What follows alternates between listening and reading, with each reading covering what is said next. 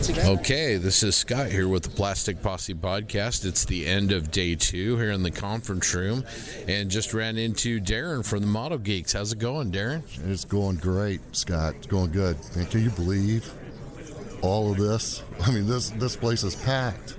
It's unbelievable.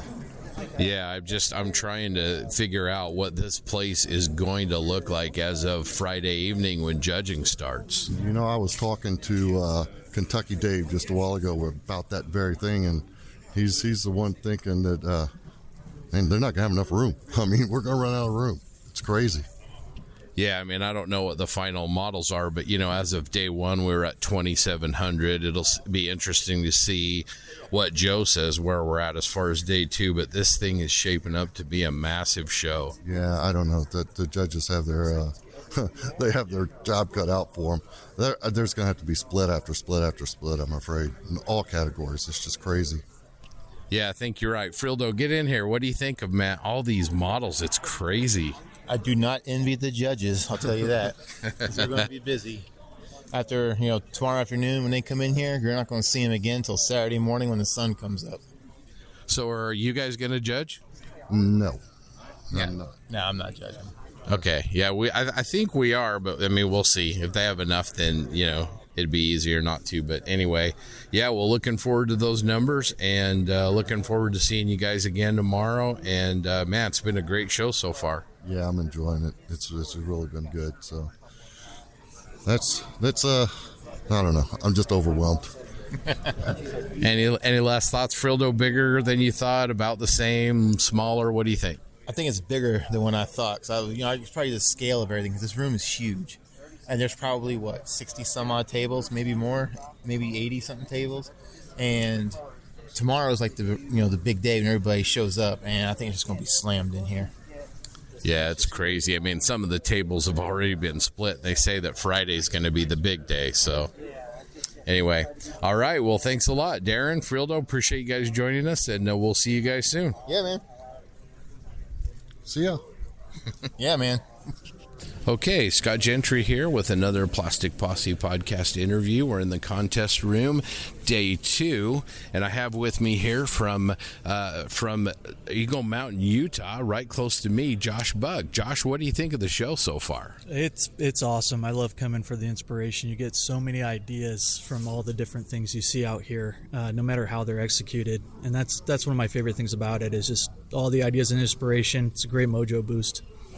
Yeah, for sure. I was a little bit worried, with the mask mandate that maybe, people might back off and not come. But, man, it sure seems like people are showing up. No, yeah, for sure. Attendance is better than the last couple I went to in Phoenix, and I'd even say Omaha. I can't wait to see what the numbers are on it. Awesome. Well, as you've been walking around here, checking out all the awesome models on the table, what are maybe one or two of the favorite subjects that you've seen so far? I haven't been able to see them all, but there's a death knight going through the swamp that was really, really cool. It just really seemed like it fit that scene. It just belonged there. That's I think, the biggest one that stuck out to me so far. The other one that I really liked is there's a wildcat where they've just done the skeleton, just the frame of the body. That's really cool, really interesting. Yeah, that was an awesome piece. And the Frazetta, the Death Dealer, like you said, that was a really stunning piece. What'd you think of that Hammerhead Corvette? That was awesome. I've seen that online as an STL, but to see it in person all built up, the LEDs on it, the finish works really good. You can't see how it's been put together. There's no seams or anything like that on it, but that was one of my favorite ships from Rogue One, so it's cool to see a model of it in person. Yeah, for sure. It certainly has a presence to it as well. It's big. Well, I know you weren't able to bring any entries, this year, but I'm going to put you on the spot here. Omaha, you going to bring something to compete with? I'm planning on going, so maybe this should be the one that I finally bring something to. Yeah, for sure. I look forward to it. Well, thanks a lot, Josh. All right, thanks, Scott. Okay, Scott here from the Plastic Posse. I'm here in the contest room at the end of day 2, and I have with me here one of the members of the Posse, Scott Hall from Denver, Colorado. How you doing, Scott? Doing great. How about you? I am doing awesome. This is amazing. Can you believe how many models are here already? Thousands, I think. I haven't counted, though. What's crazy is Joe keeps telling me that Friday's going to be the busy day. Oh, really? Well, there's more table space, so keep your models coming. Oh, yeah, for sure. So any models that are early standouts for you? What have you seen out here that you're really, really liking so far? There's somebody scratch-built the hammerhead that hit the Star Destroyer in Rogue One, and that's an amazing piece of work with lights, and there's a scale X-Wing right next to it to just bring it to light of how big that ship is. But just somebody built that from scratch. You have to see that one. And then we're looking at a pretty amazing Red 5 from Star Wars over there. But the mecha, this is good stuff. Yeah, I agree. That hammerhead is stunning, and yeah, it's amazing. We're seeing everything from little tiny models to great big, huge, scratch built. Great displays. We got a group display over there that looks like it's got 70 or 80 models in it, so it's great. Is that the tanks? Yeah. Okay, I got to go get that. Take a look at that one. Yeah. All right, Scott. Well, thanks a lot for spending a couple minutes with us, and enjoy the rest of the show. Yeehaw! All right, thanks, man. Okay, we're here on another Plastic Posse interview at the IPMS Nationals in Las Vegas, Nevada, and I am here with the man, Joe Porche. Joe, how's it going? I've survived this far so far. I think okay. Let me do this. It's been a very, very long week already, and it's only Thursday. So having a great time. Everybody seems to be really enjoying the place. I'll be honest, that was a concern coming into this because some of the hotels were struggling and stuff, and the Rios definitely had some struggles coming up to this point, but I think they hit it out of the park this week. They've been very, very good to us, very accommodating to us. I don't want to say it out loud too hard because there might be a Caesars VP or something sitting out there, but we got a lot of cool freebies from them, which was neat. Stuff that normal shows they probably would have charged us through the nose for, but the property's been good. The people coming in from all over, wow, excited. I think everybody is having a fantastic time. I actually found out there were a couple people who stayed over from Star Trek just to hit our show too as well, which was kind of funny. We were here on last Saturday, saw William himself, the big man, Mr. Shatner, 90 years old, dancing across the stage. That was very exciting, but we were here to make sure the property was actually doing its job, and it looked great. The Star Trek people were doing the same thing, having fun. Well, I want to say from, my perspective, this is my first national, so first timer, and it's been amazing. I mean, whenever there's this many people, there's going to be little things here and there, but like you said, the venue's terrific, and the turnout, the model room in there is just, where, this is recorded early Thursday, and with still, a day and a half to go, you're busted at the seams in there. Very, very true. I did some early calculations based on the room and how many tables we could get in there, and I figured we could fit somewhere in the neighborhood of 3,700 models in there. That's a lot of models. That would be pretty much a record for any other show. Yesterday we had 246 entrants. That's people who came and actually put their models in the contest. They accounted for 1,536 category entries. Now, category entries doesn't tell you how many models there are because you have trifecta, you have collections, you have group builds like the T-34 group build, and then you have crazy people like the Mad Mark De La Duca out of Orange County who brought in 820 pieces of 72nd scale armor and is the hugest collection in the world, and that's added to that. So we're probably somewhere around 2,600 models right now on the floor. Yeah, that's incredible. It's exciting to see this kind of level of participation, obviously still in the middle of COVID. The mask thing doesn't seem to be much of an issue. Let's talk about the vendor room. That place is like the world's biggest hobby store right now, fully stocked, whether you're after reference materials, kit manufacturers, aftermarket guys. Andy's Hobby Headquarters and Kit Links are here. Awesome vendors. That's so true, and it's. I've been working with vendors for probably the last 4 years, one way or another. Our local show, going to the nationals, always helped with check-in, and then to be their vendor coordinator for the last year here. It's one of the many hats I put on this last year. Super great group of people that we have here. Of course, everybody's going, well, where's so-and-so and where's so-and-so? And hey, we're lucky to have a show, number one. Number two, we did lose some of our Europeans, we lost some of our Canadians, and we definitely lost all of our Asian vendors because of COVID. Not an excuse. We dug out there and got extra people to come in and fill in some of those spots. Just not enough vendors on the West Coast to basically fill all the tables. So what we did for our local guys and guys who've always supported the best of the West, most all of them ended up with at least one extra table to make up some of those people that weren't able to get here. So the model room, or the vendor room, is full of vendors. We still have a couple late shows. There's a couple coming in today. Lee out of the new Squadron Signal publications, his flight was canceled. Things like that have pushed people back. But we have a vendor who's just going to be here Friday and Saturday. Lee will be here later today since I mentioned him. But yeah, great vendors, great group of people to work with, and we'll definitely be passing all their information on to Omaha. And I know a lot of these people will be at Omaha as well. That's a great point. And, as I mentioned, three of the four of us, this is a first time for us, and we're all going to Omaha. So that's a tribute to you and Bob and your team and what you've been able to do. So kind of to wrap things up, we're heading out into now seminars, and then, of course, Friday night judging and Saturday the awards. And it's looking like you've got a full slate of seminars. It looks like this is just going to be a terrific show.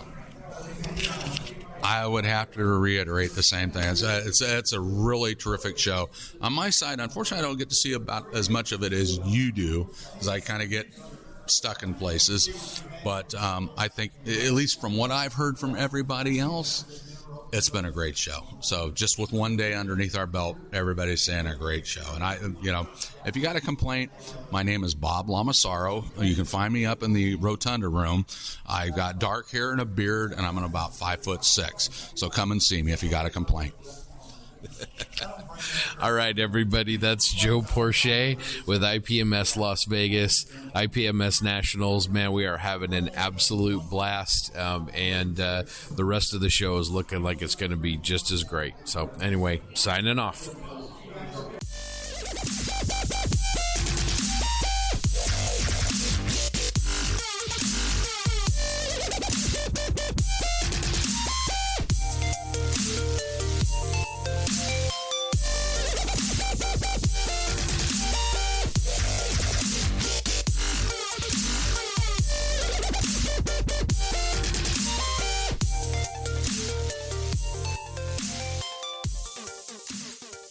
Welcome to episode 28 of the Triple P, the Plastic Posse podcast. We all made it home safely from IPMS Nationals, and we'll be discussing that in our episode today.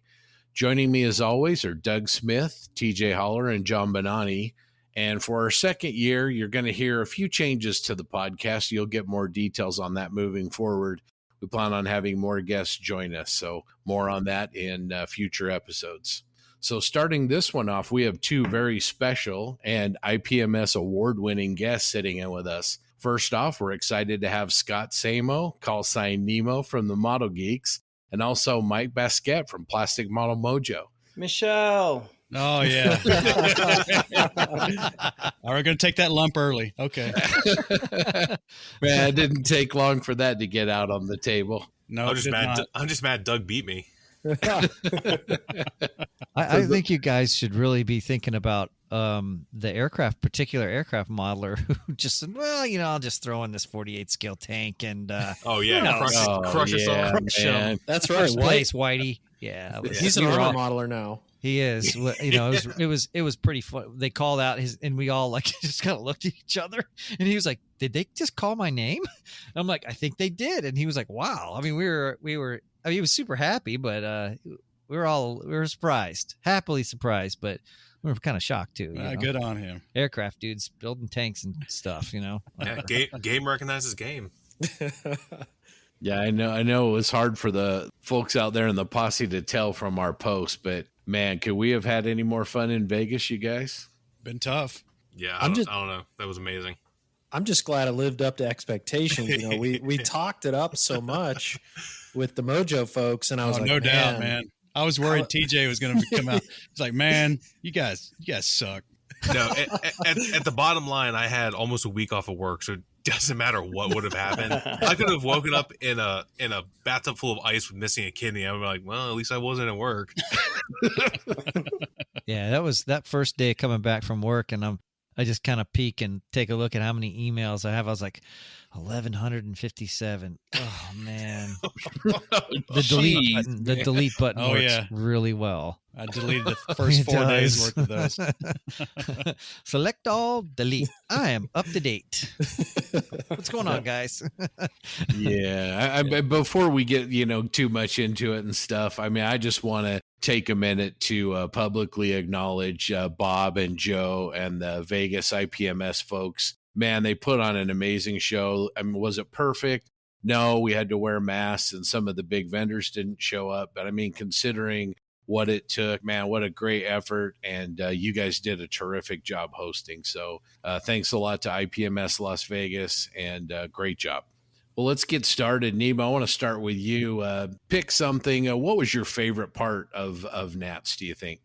Well, it kind of goes without saying, but it's meeting all the people, of course, meeting you guys, all the different podcasters, and just it's pretty amazing how similar in personality we all are. We're just like, we all kind of love talking about models, but I think the camaraderie that you build, it's something that you can't put a price on that. I know the years I was in the Navy, that wardroom spirit and the camaraderie that you have with your homies, it's just, that is special. And that's just something that you don't get in every kind of hobby or forum. And so that, for me, that was probably the best thing, was just getting to hang out with people that you were interested in meeting, and you find there's so many similarities and you just kind of click. So for me, that was without a doubt, that was the most enjoyable part, was and hanging out with my wife. In case you heard that, but no. But seriously, it was just meeting everybody, meeting folks, and again, I'm not into the competition thing. That's just me. But I just love showing my stuff to people, and every time I go to a show, I'm always learning. I always feel like I can improve, and when I see the work because for me now, I'm like, God, man, there's just the armor and military vehicle side. I just get when you see that work, you're just like, man, I want to learn how to do that. So yeah, you guys are all inspirational for us aircraft dudes. So yeah, it was good times. Yeah, when you see those award-winning F-18s, man, Scott, that's beautiful, beautiful Thank work. You. So you're being humble there. But JB, what was your favorite part? Oh man, I'd have to go off what Scott said. So I'm going to cop out and say, honestly, the friendship. I think really getting to know everybody from the podcast sphere, if that makes sense. That was really great. I think we talked to each other, through our shows, but having the ability to sit down, have breakfast with them. And then what I really, really enjoyed is when, TJ and I met up with Scott and we had the opportunity to show each other's work. Seeing it in person was really inspiring. I mean, we're over there oogling and ogling all over his F-18. And then I personally love the F-16 as well. And you talk about using the toothbrush for the, what are those little static wicks? Yeah, the static wicks. So, I mean, just little things like that. You walk throughout the contest room, you're talking with, Scott, and then Darrin shows us his F4. I mean, it's just really, really fun to share that experience with these guys that I've talked to online, but never seen in person. And again, see their work in person, see what passion they've put into it. And then it's certainly inspiring. I mean, a lot of us are going to build F-16s and we're going to put, Scott's model up there on the pedestal of kind of what we are looking to achieve in terms of, not only building, but finishing. Keep going. This is good. He's going to give you 5 minutes to stop. This is good. No, but at the end of the day, that was one thing, and I'll probably steal this from somebody else, but I think it's meeting all the people that had listened to our show. And, I'm sure one of you guys are going to talk about it, so I don't want to spoil it, but hearing about how many people this was their first time Nats was super inspiring too. So I'm sure you guys will mention it. So I'll pass the torch. Doug? Well, I can't talk about the people, I guess, because it's been pretty well covered.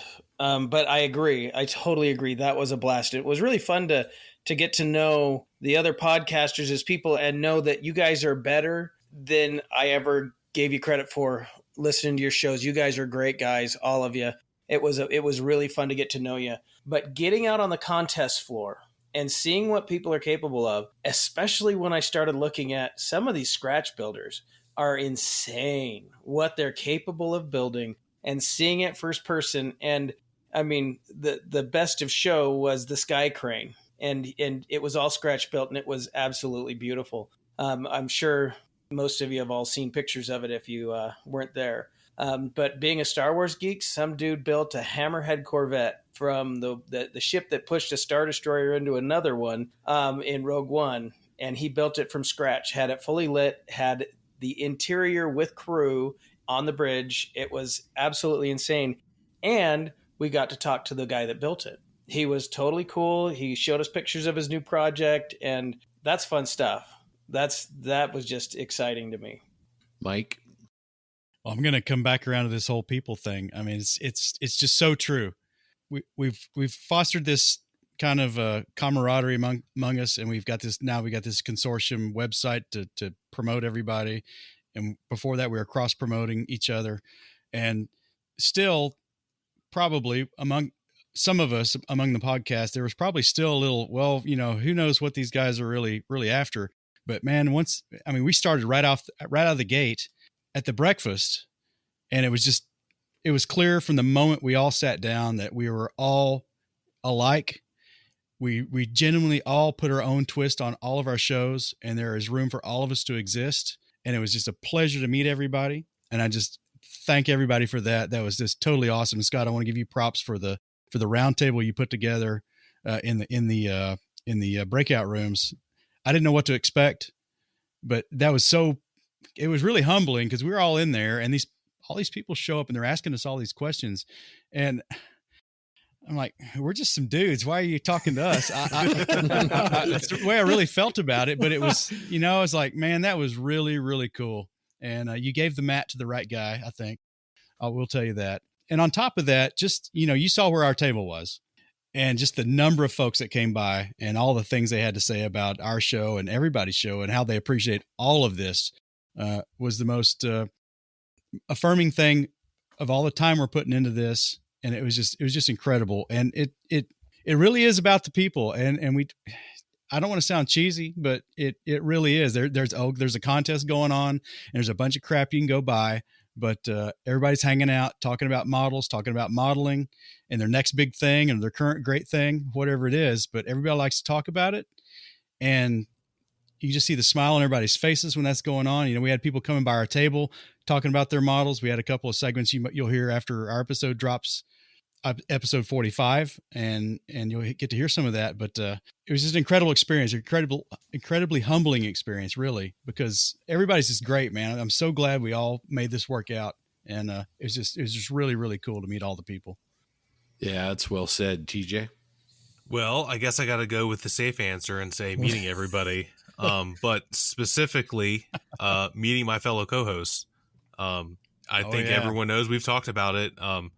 We had never, other than Scott and Doug, who know each other, but Scott and I've never met anyone else on our podcast or any other podcast, frankly.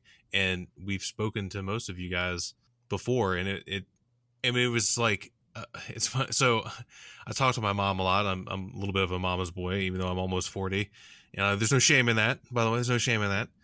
And when I told her that, like, we went out to dinner and we, everyone met, and she's like, well, what was it like? I'm like, it's like I met my friends. Like, it wasn't even really like meeting them. It's like we had already met. That's how it felt anyways. And then just, getting to know you, Mike, and getting to know Dave, and then getting to know you, Nemo, and the rest of the geeks. It was just, I mean, you can't even really put it into words, really. It sounds kind of cheesy, but it is. And like, you don't really realize how important the social aspect is to a solitary hobby, right?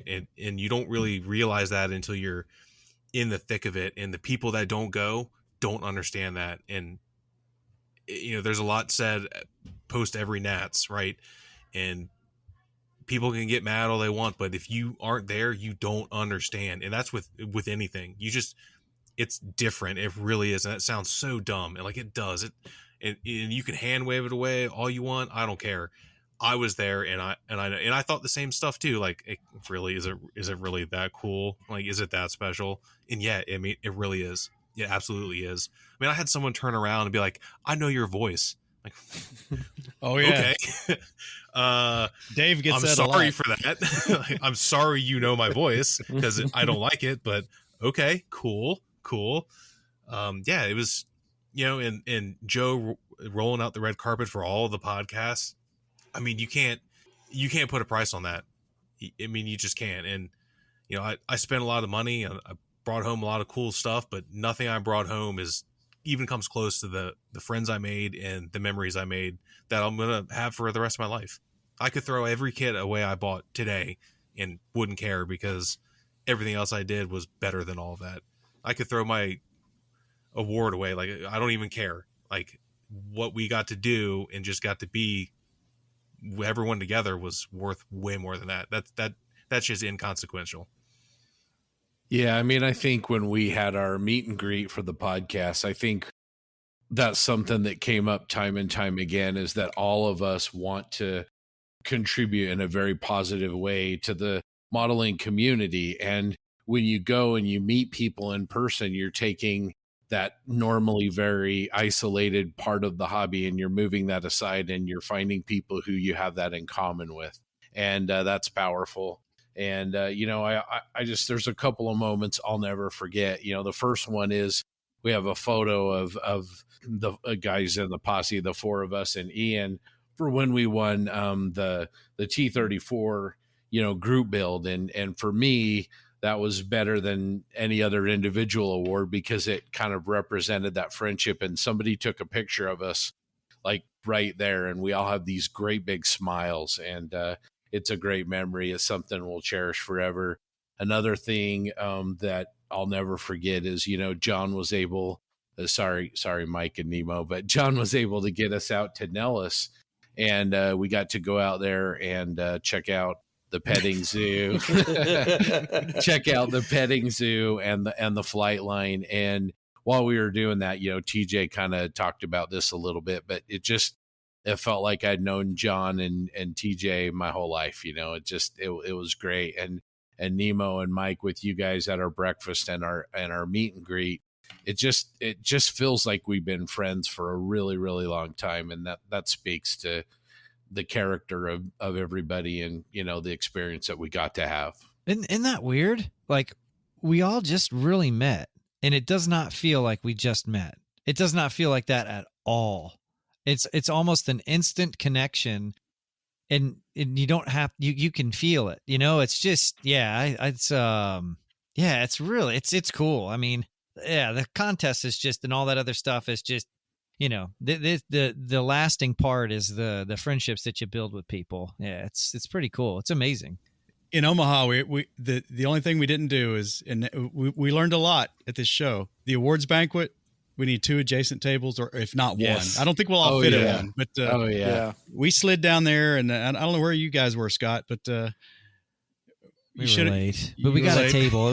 We were down by like the bar, like when you first walked in on the right hand side. It's not a bad place to be, though. Yeah. Okay. No, all right. We were good. Excuse given.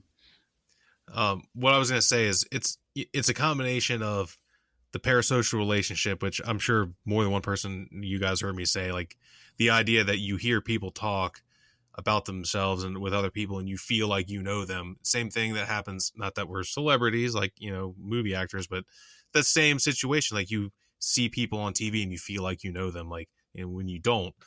But we have that angle going, but then also it goes back. I've said this a million times about everything, politics, everything. We have more in common than we have not in common. And that's true everywhere. Like, it doesn't matter. Like, we can all sit down and get along. Nothing else matters, right? Like, yeah, it just doesn't. We all share passion for the best hobby to ever. Like, there's no better hobby than what we do. I mean, there just isn't. I'm sorry. Yeah, one thing I also want to mention, and a person I think we forgot to mention, maybe 2 people, definitely got to give a shout out to Steve Munsell from Value Gear. Damn it. I mean, I wanted to do that. You stole it. Oh, sorry. Well, I'll give a shout out to Mike. He, I think he became a de facto member of us for those 4 days. But yeah, go ahead and give a shout out. Yeah. Yeah, thank you. So before I went off on my tangent, that's one of the other people I wanted to mention. I wanted specifically to thank Steve Munsell for giving us half of one of his tables to 4 dudes he's never met before. Like, oh yeah, come here, hang out at my booth. Like, I don't know you, but hang out at my booth. Oh, I got to step outside. So why don't you go ahead and sell all my wares for me while I'm gone? Like, okay. And he gave me a Sherman kit, so I'm not going to be like, I got to thank him for that. I've already done it like a billion times. I'm going to continue to do it. It's the first time someone just said, here, take this. And also thank you, John, because I know you fostered that. And I mean, I can't thank you enough. We're all friends. That's what we're here for. That's what the Nats is all about, man. It was just a great time. And like you said, I don't know if you got to go to experience it and to experience that feeling. You know, we joked earlier building it up so much, and I was a little bit worried, but I'm so thankful that. And you see conversations online. It's like, if you haven't been there, you don't understand. Like, you got to go. You got to go and experience it, because it'll be like unlike anything you've ever done before in this hobby. You will meet people on the spot and become their friend. I mean, I'll be honest, one more tangent story. I got a text from a guy, Chris. He's a listener of the podcast, and he was supposed to go with his dad. And he just shot me a message on Facebook. Hey, don't mean to sound like a creep, but, my dad isn't here. And, if you'd be willing to hang out, it'd be great to catch up with you guys. I'm like, well, heck, dude, I'm in room 1025. Come up now. I got a cold beer in the fridge. Oh, okay. It's like, maybe I took a little bit too much trust in my hands, but, again, we're modelers. He came in and, he hung out till like 1 a.m. with Steve, Mike, and I, and we just BS'd about models. And that was it. There was no zero drama. Like, the coolest time you could ever have with people is at this show. So it's, again, listeners, please consider Omaha. I can't recommend it enough. Yeah, every single person I met was nice and cool. I mean, can't be that cool because we're nerds that build scale models, but you know what I meant, like cool people, I guess. Not cool, but cool. Hey, I have a question for Mike. Go ahead. Speaking of Omaha, has the countdown clock started? Oh, yeah. Yes, it has. All right. I was going to say something about it, but then I was like, you know what? We want Mike to talk about that. All right. Well, I appreciate it. Yes. Well, before we move on, I want to, a couple of you guys really alluded to this, but I had an experience, like I think it was TJ, you mentioned that, you'd be walking down the hall having a conversation, be talking to Whitey or one of you guys or whatever. And then somebody would just stop in their tracks and they'd say, hey, yeah, I listened to you guys. And, that we had, I was in the contest room. I think it was with TJ. And we had one of the posse come up to us, and it was really, really humbling. I mean, he basically said, the hobby store in his town had gone away 10 years ago. All of his friends that modeled had gone away, and he had put all of his stuff away and wasn't building anymore. And he started listening to all the podcasts, not just us, but all the podcasts. And he was telling us how he had gotten his models back out and he was modeling again. And he came to Nats and how much joy that had brought him. And it just, I don't want to sound all dorky, but I mean, it's like when somebody tells you something like that, it's humbling. I don't know how else to say it. We definitely collectively, all of us, moved the needle on this show. Absolutely. And you'll hear that from Joe. You hear that from Bob Lomasaro in a little last minute in a show segment we did with him in our episode 45. And we've all talked it up. We've all encouraged people to come, and I think a lot of people took that advice and came. I really do. Yeah, I think that, because Whitey's got a really distinctive voice. He does. Me, I sound like a freaking 10-year-old, but it's just, first time we did the, our recording and we played it back, I'm like, is that what I sound like? And they're like, yeah, dude. And I'm like, hey guys, how's it going? This is Nemo. You guys want to talk about models and stuff? I'm like, oh my God, dude, that's what I sound, Anyway, but and Whitey's got the cool, and Darren's got the good radio voice, and then there's, and Frill's his voice a little deeper. Anyway, but that first time when you're like standing there, because we were at Mosquito Con up in Jersey, that was the first show we like went to as a group.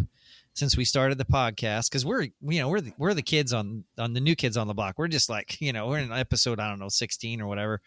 But to have people, hey, are you guys those model geeks? And we're like, why, yes, we are. And you sit there and they're like, wow. And then they tell you about how you've inspired them to build models. I mean, I don't know. I've done a lot of cool shit in my life, and that is way up there.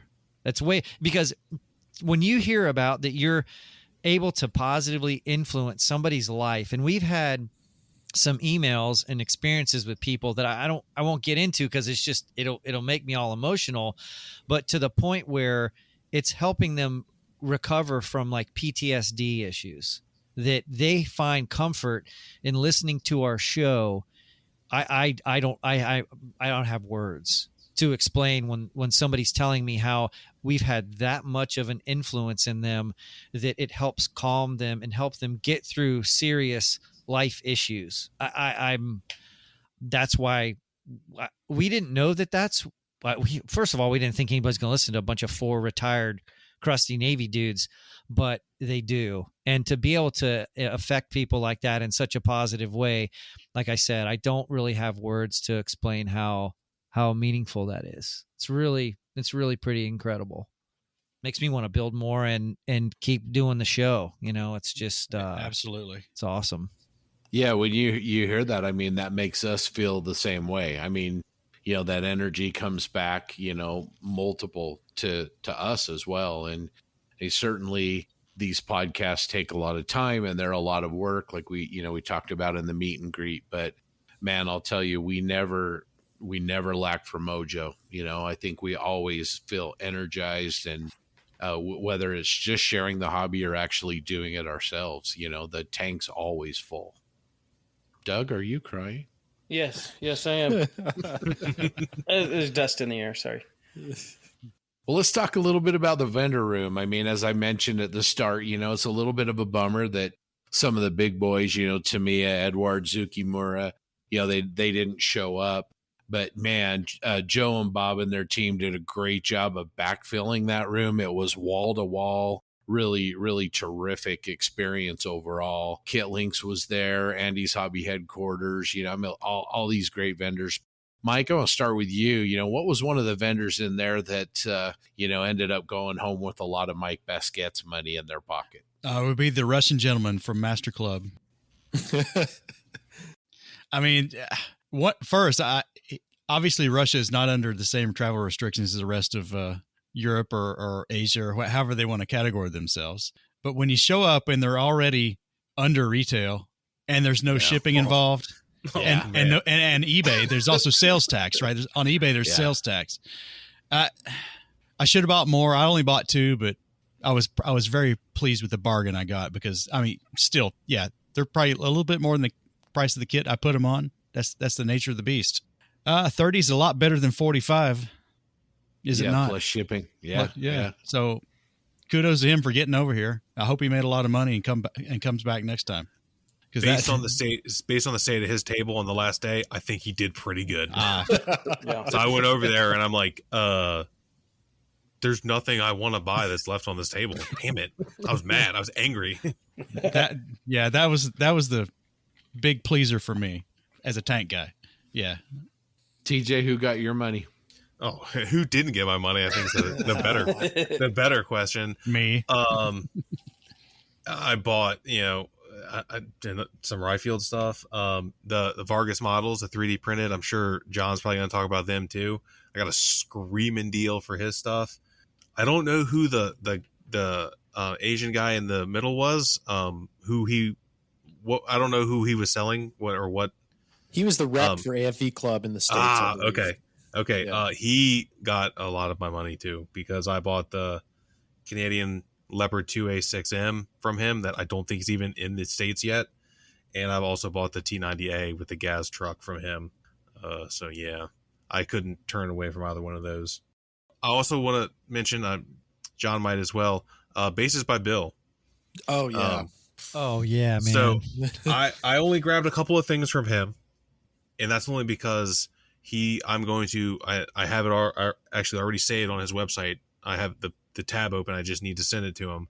A base for for my Crusader, because he can do custom text and custom images for like $20. Like, I feel Like bad, free, man. Like, is there a way I can give you extra money for this? Because like, my grandfather was a woodworker. Like, I know, like, there's a lot of work involved, and I feel bad. I'm like, there's no way you're turning a profit, but I guess he is.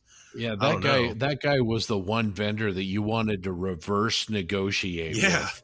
It's like, can I give you a little more money? I mean, his work was amazing. Yeah, it was unreal. I talked to him about doing some custom bases. There's a Spitfire Mark 14 that I spent damn near 17 years building, and I haven't really taken it to hardly any. I just finished it, but he's going to do like a custom inlay with a mirror and the whole squadron badge and oh man. And I was like, how much do you charge? He's like, yeah, it's like $25. What? I'll take 10. You know, I mean, it's just, and super friendly, and yeah, they were good to go. Who else got your money, Nemo?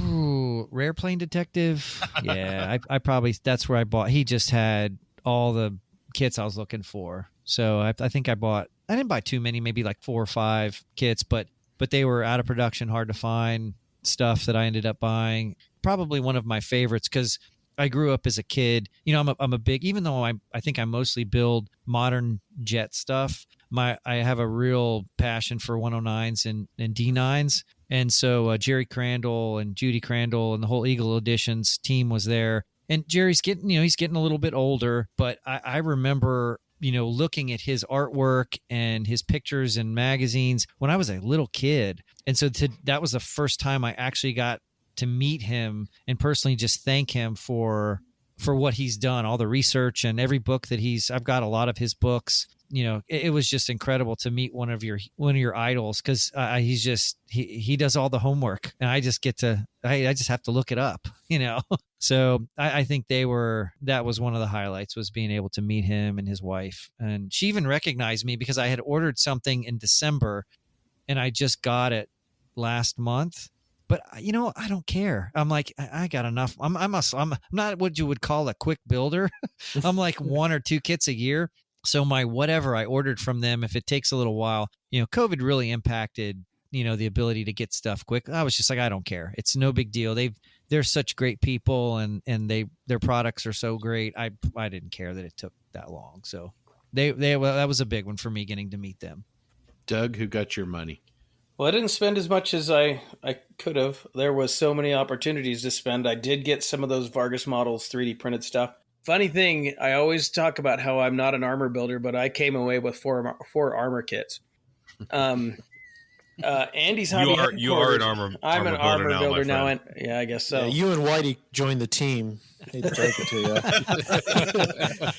you. Andy's hobby headquarters had the T-3485 that we built as a group build, except they had the Chinese volunteer version for $25.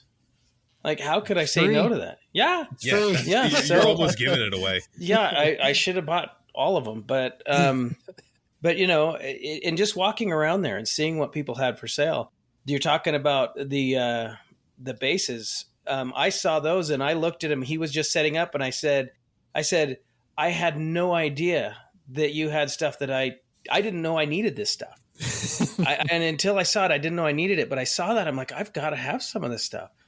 So yeah, I'll be spending money with him in the future. So yeah, there was so much to see, so much to buy. I think I came out of there with a Yak 1 from Accurate Miniatures. So an old out of production kit for $10 because it was missing the directions. Like, that's the easiest thing to do. I mean, especially that kit's simple, so you don't really need the instructions for the most part. But even if you do, it's all online. JB? Oh man, I didn't spend as much money as I thought, but definitely Vargas models in the front. But that's because everybody gives you stuff, man. For those of you at home, John literally knows every human being that models or is modeling adjacent in the entire United States. Am I wrong? And he's like the nicest guy on the planet. So they're just like, oh, you're nice. Here, take this. So that's why John didn't spend any money. We'd roll up to a booth and we'd all get our wallets out, and JB would have a big old armful of stuff and walk away and go, what? I'm very fortunate. But yeah, Vargas Model, super nice guy. I bought some stuff from him, as we talked about. Really unique World War I, interwar year, kind of 35th and 72nd scale armor stuff. So that was cool. You know, I didn't buy anything from Andy's Hobby Headquarters, but I certainly love the fact that they chose the IPMS Nationals to release a new kit. That was really cool. I took some pictures of it, put it online, and I was just checking. You know, it says insights, 38,000 people have seen your post, which is crazy for, it just shows that it was such a popular release, and it was really great that they chose the IPMS Nationals as that venue to release it. For other people that got my money, there was a total impulse buy. I'm walking around. You guys probably experienced this. You're walking around. You're like, I have money to burn. I want to buy something. And I'm walking around and I go over to Spray Gunner and I'm like, you know what? I haven't been in this corner. And I'm like, this is quite a display they have over here. And then they have this airbrush with a little like portable kind of compressor. It's electric. They actually gave me one too to try with my custom. Surprise. So I bought one, but they gave me one too. But it was $65. You got an airbrush. I think it had a 0.7 millimeter needle in it, or it was 0.3, one of the two. But it was really cool. It's a little compressor. It's chargeable USB. And I painted a tank at our display booth. Is it something that you're going to use on like a tight camo scheme? Probably not. But, if you're a transient modeler or, you just want to keep it simple one day, I highly recommend it. I really enjoyed using it. Actually, the ergonomics feels really good too. So I'll have to post some pictures online, but sprays constant pressure. They said between 17 and 22 PSI. But again, it was good enough to paint. I painted a Warhammer tank and camouflage scheme, and the charge was still really strong. So they were telling me, when it does cut out, it doesn't like slowly drain. It's just like, okay, it can't keep up the pressure and kills itself. But anyway, I highly recommend that. That was really cool. A good impulse buy. And again, I just enjoyed looking at everything too. A lot of the new releases, a lot of decals that I'll never put on a model. I mean, and then, the Squadron Signal publications, they had the original artwork there, and just seeing it was really cool. Because I had read those books when I was little, and, they're certainly older than me, but it was cool. It was just a really good experience overall. Yeah, they had a guy in the corner that was selling tools, and I actually picked up a fine mold 72nd scale Slave 1, which I've been looking for 3 or 4 years, and got a great deal on that. And then like TJ and Mike, I think I came home with 3 or 4 sets of Master Club tracks. It's just awesome deal. Plus that extra set that you're buying from Jonathan Anderson. Yeah, for sure. Yeah, I'm mailing tomorrow, so. Yeah, and then the Vargas stuff. The Vargas was just amazing. Really, really, really cool World War I unique pieces. And so they got some money out of me as well. But yeah, vendor room was really terrific. And I'm going to shout out Value Gear one more time. Oh, yeah. Steve at Value Gear let us use his table. I bought some of his stuff. He's got the add-ons for your armor, and I bought some of that too.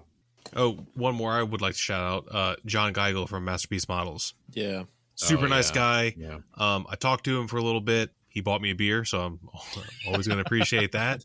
I think he did pretty good. I know his stack of models dwindled pretty quick. He had a couple there that I was interested in.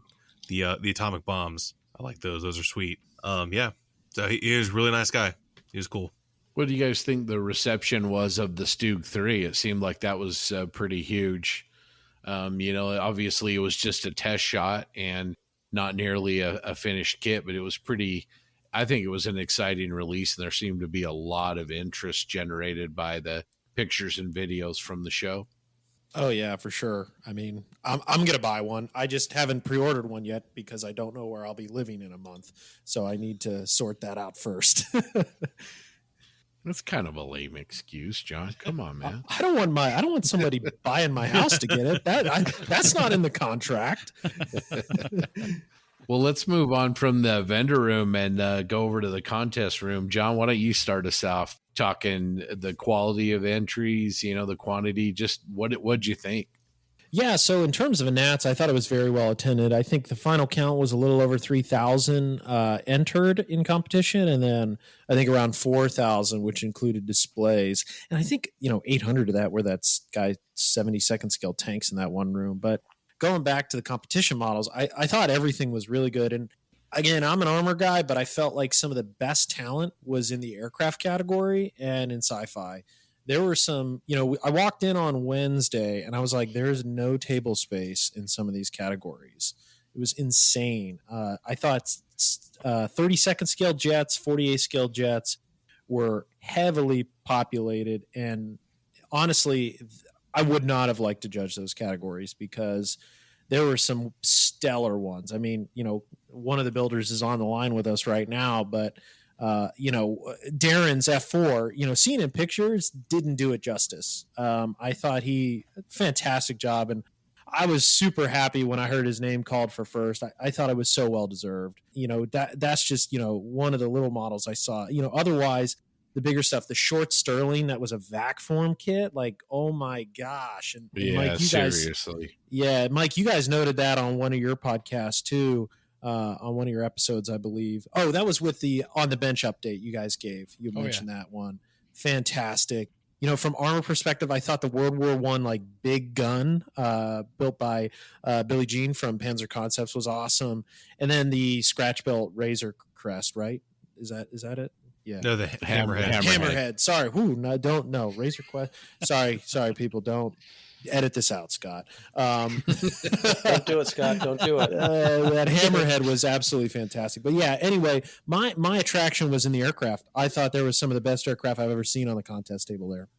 Yeah, you always kind of walk up and you put your stuff on the table and then you go eat lunch and you come back and you're like, well, I'm not getting anything because it's so tough. And that's, folks that haven't been to Nats before, it's unbelievable when you'll have first, second, and third, and they'll have multiple splits and there's still 30 models in a category. So anytime you're placing at a show, it's good on you. And I thought, I judged a couple of categories, and one in particular, I did the 32nd scale jets, and it was work. It was work. I did notice one thing though. This was a common theme, and we'll probably, I know, talking to Darrin and Whitey about it. And this is just some unsolicited advice because everybody loves that. But there were 19 models in that particular category, and only one of them had straight wheels. Just one. Now, my eye goes to that. I mean, I've been building aircraft for a long time, so the alignment stuff, my eye just goes to that. And so it was very hard because there were some where the finishes were absolutely beautiful and they had crooked wheels and crooked pylons. And I was like, oh man, I just, and you feel for the guy or the person because it's like, you spend all the time on the finish, just spend another little bit on the making sure your wheels are straight, and it was hard. It was very difficult to judge. And but Nats that's a good place to judge though, because it really helps. It helps you as a builder as well. So yeah, it was. I thought for me the most impressive category, even though I'm not an armor builder, I want to be. I just think it's just that and some of the automotive things that I'm like, how are they getting those finishes so glossy? They look wet. And then some of the figure painters, so it's this, I wasn't as impressed with aircraft because that's what I build. So I'm more impressed with the stuff that I don't do, like the tanks, the armor, military vehicles, the figures and automotive stuff. That's, to me, that's where ships. I'm just like, what the hell are they thinking? How can they build? How do they do that? And then 2 seconds later, somebody comes over and asks me, how did you do, and I'm like, well, it's easy. It's not hard. You just put the paint in the airbrush and you spray it on there. Is that hard?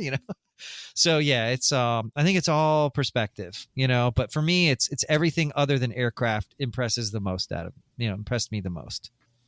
Scott, you came in. Well, we came in the contest room, and you were in there, and you took me around to a few things, and like Scott's saying, it's not just Scott, but JB has too. I think it's the stuff out of your genre that tends to impress the most because you're not familiar with it.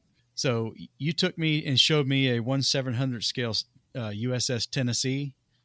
That's the one with the little bitty figures were painted? Yes. Yeah. What the? Yeah. Okay. I quit. And then you took me to that crazy freaking Camaro Harrier space Harrier jet car with all the piping. Yeah. I mean, come on, man. That was so over the top.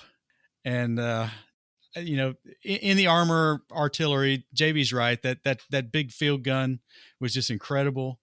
And Scott, I showed you the Vacuform Sterling. You'd already seen it, but I gravitated that one immediately. You showed me the big dinosaur. Yeah. With the air, with the eye that looked like it could blink at you at any second, and the airbrush work on it was just incredible. And good grief! And then on my own, I went back and there were a couple of pre-war Yellow Wing Army Air Corps and Navy aircraft in 48 scale, and then a Kingfisher in 32nd scale, Yellow Wing pre-war, that were, the guy he'd nailed it. He just nailed it. A lot of folks don't pull that off that well because yellow's hard, but he had nailed the sheen difference between the yellow and the black non-skid step line against the wing root, and then the aluminum. They're all different. So this model, all his models had this unique kind of sheen. It's just texture, essentially, to put it in simple words. It's just a texture, and that's the way it probably was, because the non-skid was probably dead flat. The yellow was kind of semi-gloss probably, and then the aluminum was just blinding, right? So he just nailed it, and just so much great stuff there. But those are the kind of things that stand out to me, things that outside of your genre that are going to inspire you to, if not go build something in that genre, that think about how you might apply those things into what you are interested in. Just a lot of phenomenal models there. I was impressed. I always am, but this show didn't disappoint at all. I mean, I got to go with the crowd. The out of genre thing for me.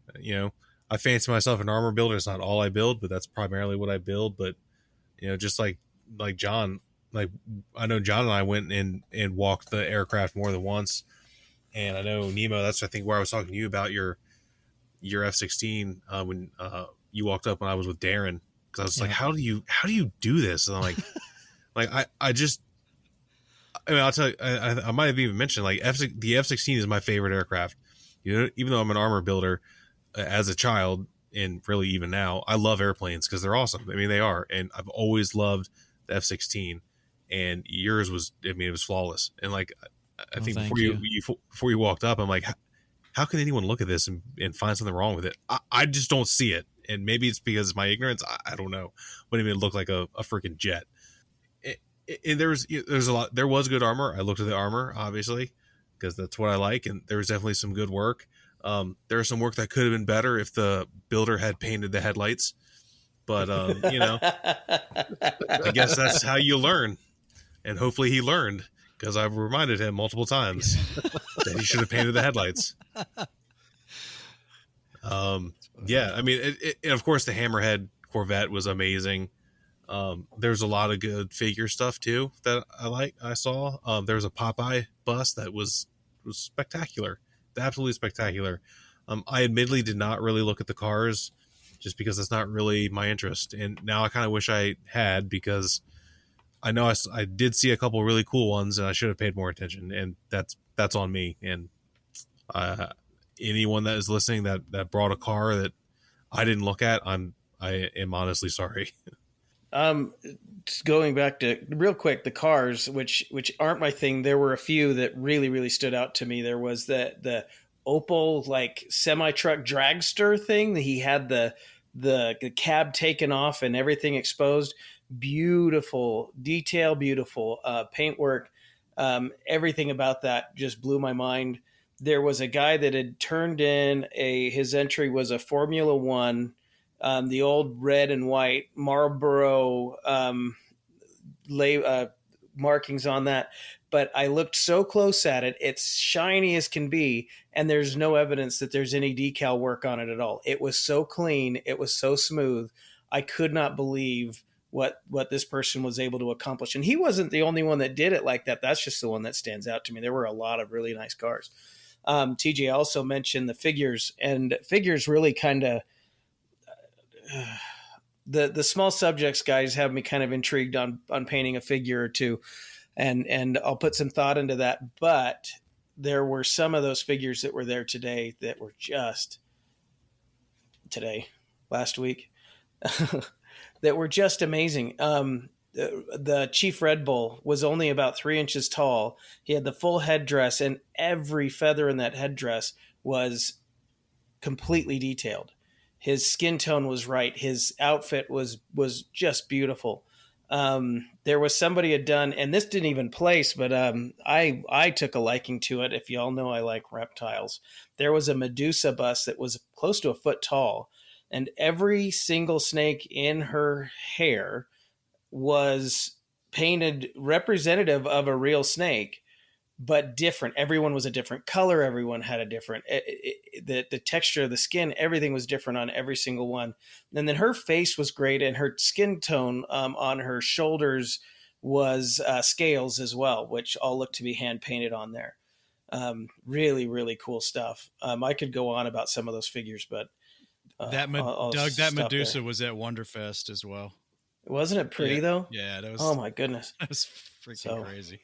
I don't know how they do it. All the soldiers, all the cowboys, all kinds of stuff, and then some of the dioramas, including the one that I think was called "I Told You It Was Too Heavy." It was the one that was nominated for the best diorama. Was that a Sherman? Am I an M10? An M10. So yeah, crossing a bridge, a stone bridge that had taken some damage, and the back end was actually falling through, and the river was running underneath it, and all the details were there and beautiful. It was just a stunning piece of work. You guys have talked about a lot of the pieces that wowed me. I mean, that 1/700 scale battleship Mike talked about.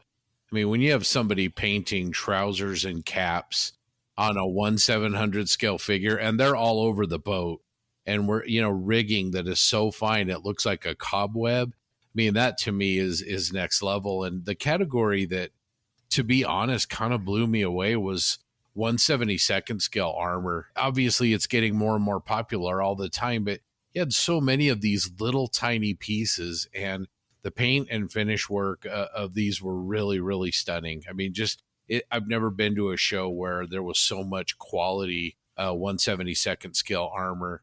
And then the last thing I wanted to kind of talk about was I was really impressed with the junior categories. I mean, frankly, there were some junior entries in there that could have belonged in the regular category. Somebody obviously is taking the time to mentor some young modelers. But I was really, really impressed with, the junior entries is really, I think, kind of extraordinary this show compared to others I've been before.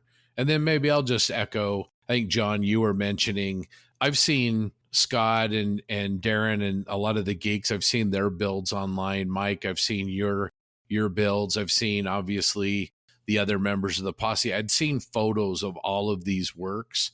And even the photos from the show, none of them do them justice because the lighting in that convention hall just wasn't very good.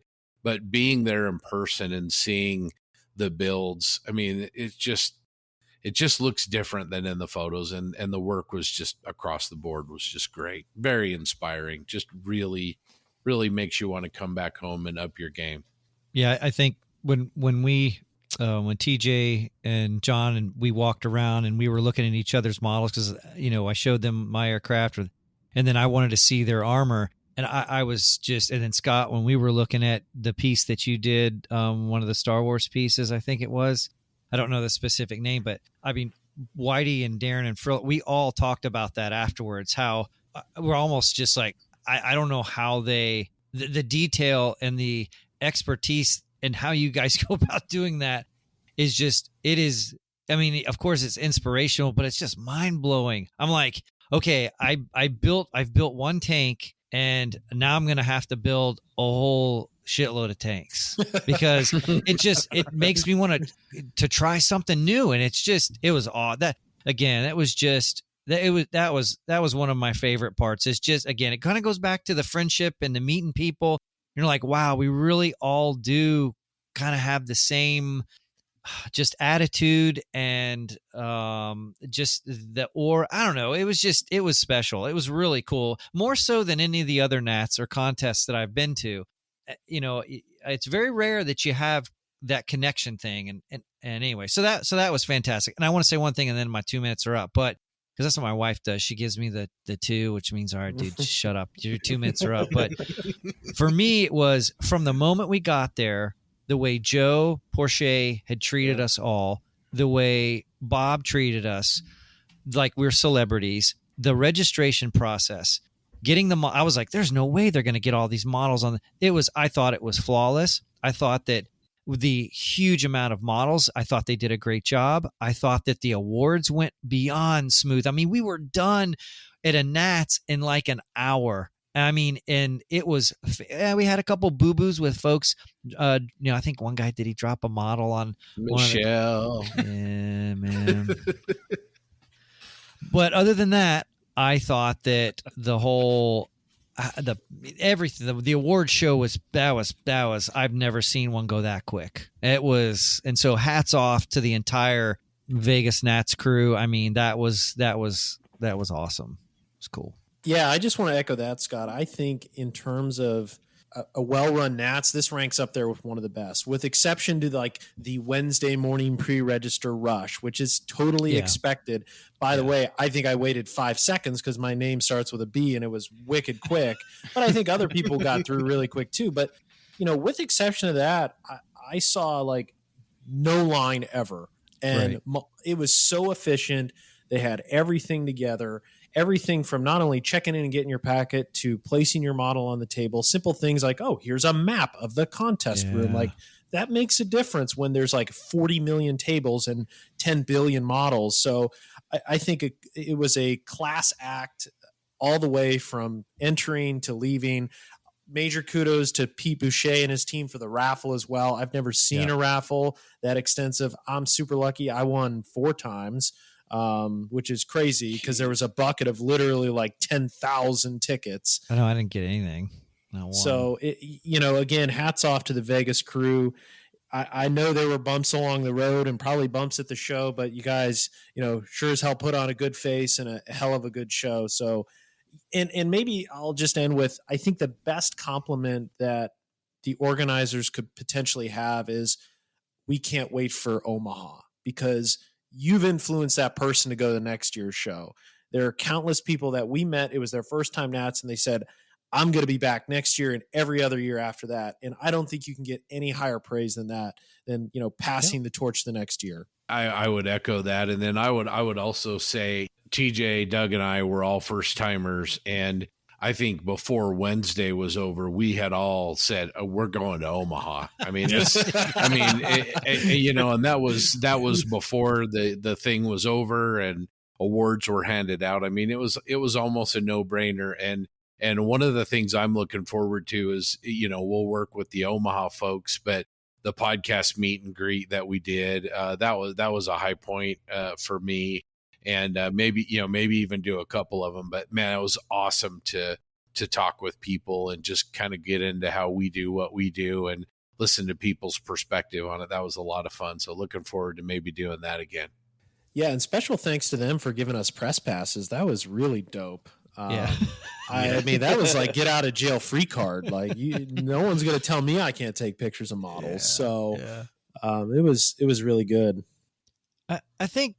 And I was going to say, anytime you can win something at a Nats, I mean, that is a very humbling experience because the competition is just through the roof, you know. And my first Nats was in 2008, I think. I've only missed one since then, but it's unreal to go to a Nats and win anything, you know. And I don't know about you guys, but for me, I am not a contest builder. I build for me, and if I happen to win something, or that's great, but it's really I could care less about the awards, but knowing that guys that you're meeting for the first time, even, or people coming up to you and going, wow, that's your work, that's inspiring, or that is amazing, or how did you do that? That is so much more than any award I could ever get. I mean, to be honest with you, when TJ and John came up to me and like, holy crap, that's your whatever. I don't need an award. I don't need I don't need, that means more to me than any coin or anything. And I bet you guys probably feel this. It's just very humbling. And Completely. Yeah. That's it. It really goes back to just, that's what this is all about. It's about people and sharing your work, inspiring others, I love helping people. I asked Darrin and Frill and Whitey, how many sessions do we have at my house where we're practicing and I'm showing them stuff, or they're showing me stuff. And that's just my personality. But then I just, you know, it's very enjoyable to hang out with folks that have similar interests. And again, it's the whole inspiration. So you guys inspire me. No, yeah, you know, seriousness, you do. I think one of the best moments for me from this Nats was during the award ceremony. You know, we had a small group entry for T34s, and what was great was we had Doug, a friend of the podcast, and Ian join us as well. And, you know, we took second, was a complete shock, and that was awesome. And then when they called us up on stage for the special award, it was like all a blur. It was like, you know, awards, I agree, don't matter, but man, it was like, holy shit, a group of guys that we've never met before. And, you know, we had a common theme, and now it's like turned into almost a tradition now. So Scott, if you want to build another Sherman or another armor model, you should join. We got Mike Baskette with us. I mean, you know, he's in. So we hope to, you know, we haven't voiced it that much, but well, cat's out of the bag now. Sorry, TJ. It's okay. But you know, it was so cool to you know, just share that special experience with a group of guys that we all just bonded over a kit. And it was just, again, the award doesn't mean anything, but it was just really fun. And seeing TJ get inspired to be like, all right, then this was this year, and we did like 6 entries. We want a shit ton more for next year in Omaha. We want Shermans and Lee variants, and we want to include more people. We've already got people from Australia on board, England. Like, it's going down, and it's just all transpired from like this one single moment at Nats where we all got together. So I don't think you can ask for a better time for that. Podfather Dave, I mean, he's going to be at Omaha. I mean, you know, a second pandemic, you know, aside. If they have to come in a shipping crate, they're coming. Yes, exactly. That's right. If they've got to get the sailboat and deploy the sail, they're coming. So, you know, that's going to be even more fun, man. It's going to be epic. So, well, since John mentioned it, we are, I guess now is as good a time as any to talk about it. In which we were going, I had planned on it anyway, so I'm just kind of razzing you, John. But we are launching a 2022 Omaha Nats M3 M4 chassis group build. I think everyone except maybe Nemo knows about it. I know Mike does, and of course you guys do. So Nemo, you of course are more than welcome to join. Cool. I'll talk about it a little bit, and then we can talk afterwards. Yeah. So what we are doing is we are building anything on an M3, which is a Lear Grant, or an M4 Sherman chassis. It's anything. Self-propelled guns, tanks, you know, whatever. Armored recovery vehicles, doesn't matter. And then all in 1/35th scale. God's chosen scale. Sorry, Aaron. And the way we have it planned is everything will be unique. And that's not necessarily by variant, but it will also be by nationality. So no one's building the same thing twice. No one's building 2 Easy 8 American Shermans. The only caveat with that, now that I'm thinking about it, maybe post-war and World War II. That we'll discuss that later. But anyway, so we're working on a website that JC has helped me set up to register, because we want people that are attending Nats that are serious about doing it. We have 11 months essentially, a little less. So it will be open to the greater public, but we want to stress that, we want to have fun, but this also we want people that are going to do it. And there'll be more information coming. We have a separate group set up on Facebook. It's a little more exclusive, I guess. So it's only going to be people actually participating in the build actively. No, just tagging along just to see. That's so we can keep everything focused and have fun and share our work and inspire each other to essentially beat the Amps guys from last year. That's what it is. Amps rolled in there hard. They had their patent group build. It was freaking money. They won first place. It was awesome. I'm not even going to act like it wasn't. But the Posse and other podcasts and our circle of model bros, we have to at least defend second. So we have some momentum. Yeah, and there's only up. Challenge accepted. I will send you a kit too. Yeah. I have a bunch of Shermans. I will send one to you. Yeah, we'll talk after. He doesn't want to ship it. He doesn't want to take it to Colorado, so just that's what it is. That's a true statement. Well, every other vendor handed him one at the show. Wow. That's right. That's right. July 2022, everybody, and it's going to be looking forward to it. Well, guys, man, this has been so much fun, and it's great to already start to relive some of those memories. And in Omaha next year, we will go make some more. So appreciate it. Nemo, Mike, thank you so much for dropping by and talking Nats with us. You're welcome. You got it. Thanks for having me. Appreciate it. And thanks. It's a pleasure to meet all of you fine gentlemen. And I can't wait for the next show where we can all kind of hang out. So it'll be good. And it was awesome. It was awesome. I also enjoyed meeting everybody, and hopefully we'll stay in a little closer next time, and more fun will ensue. Yeah. We're at the Embassy Suites next year. 100%. Well, right. That's the good one, right, John? The Embassy Suites. That's the good one. That's free happy hour, free breakfast. Yeah.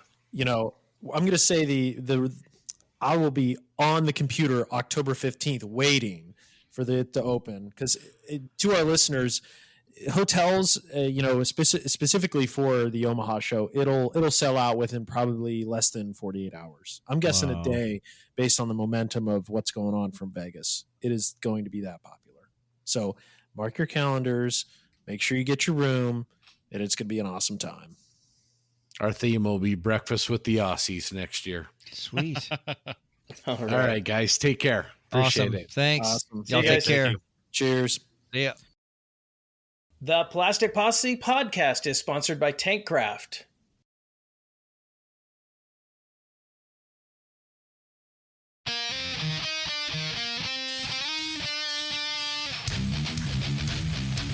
Tankcraft makes the highest quality products for the discerning scale modeler, and we are proud that they are now an official sponsor of the Triple P. So who is Tankcraft? Tankcraft makes beautiful, self-healing cutting mats that will take your bench to the next level. Not only do they look amazing, they are made to stand up to your toughest builds. Constructed from heavy-duty laminated 3mm thick PVC, they have excellent self-healing and cut-resistant properties. But the best part is the beautifully rendered blueprint-like drawings of iconic World War II vehicles printed on the front. Up-armor your bench by adding a mat with a Panther or a Tiger 1 in Panzer Gray, or a T-34-85, or my personal favorite, the M4A3 Sherman in Military Green. They come in two sizes, 12x18 and 18x24, with 1-inch grids and centimeter borders for handy reference. Not a tank guy? Not a problem. Tankcraft has you covered with their Aircrafter Series modeler mats. Take your bench to new heights with the mighty P-47D Thunderbolt, P-51D Mustang, or the venerable Spitfire Mark 5B. But wait, there's more! We've got an exclusive offer for Plastic Posse listeners only. Use the code POSSE15 at checkout for a 15% discount. So head on over to tankcraft.com. That's Tankcraft, TANKRAFT.com, and order today. Hey, your bench called. It wants a new mat.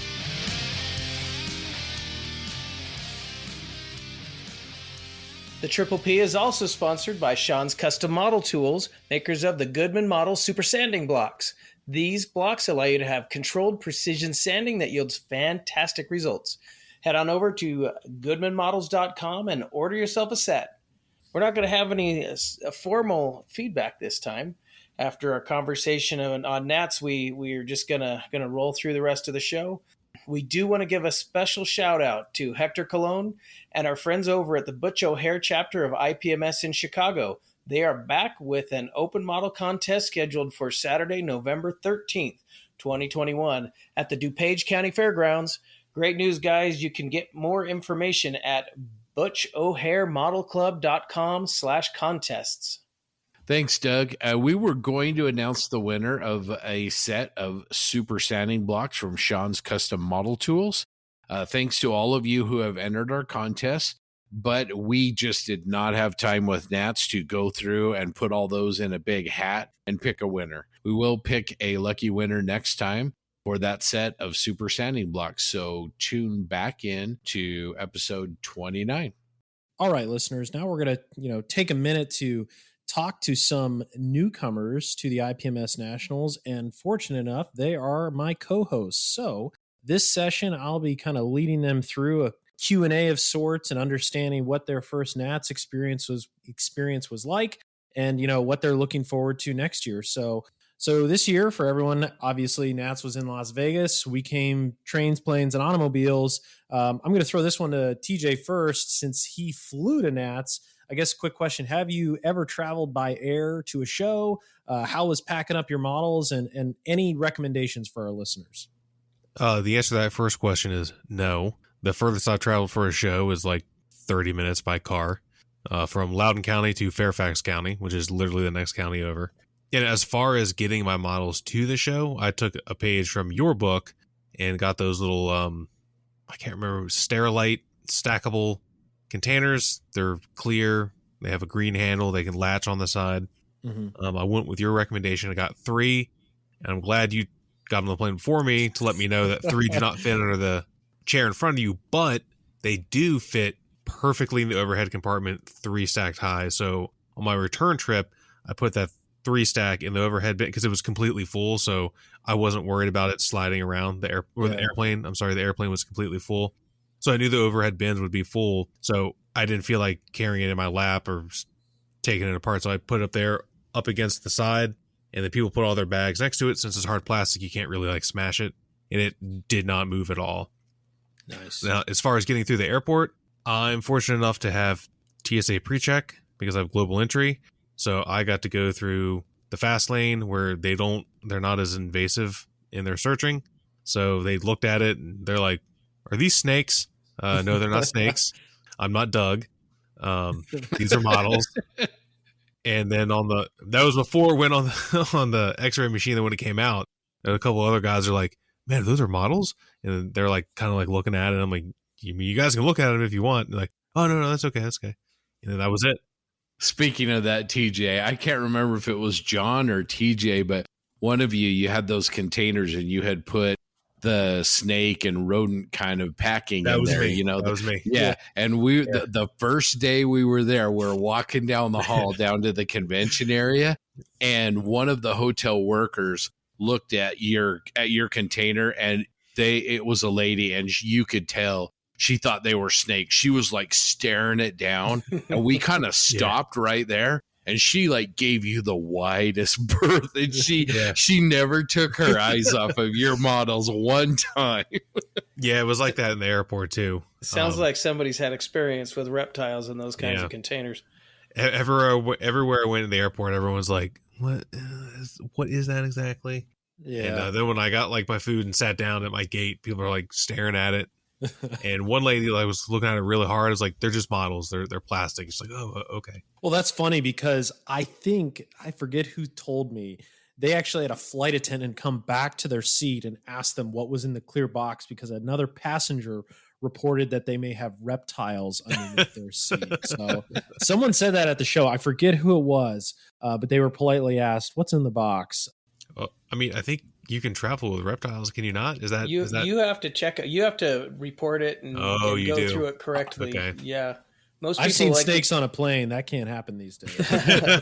Most people that do reptile shows, they actually have a reptile shipper present at the shows to send them to your home. So Yeah, because you can't check those. You can't put them in the bottom of the plane. It'd be too cold, right? be too No. cold and No, the bottom of the plane's more or less temperature control. It's the same temperature as the cabin, more or less. On a commercial flight, it is. I wouldn't trust baggage handlers to. I think it's like a little good to 'em. cooler, but it's not like frigid because it's pressurized and so on and so forth. Well, switching gears, Scott and Doug, you guys partied together on the way out. Any issues with traveling? I know you spent a night somewhere. Did you leave your stuff in the car overnight? And I'm assuming you didn't keep it out in the Vegas sunlight when you were driving across country.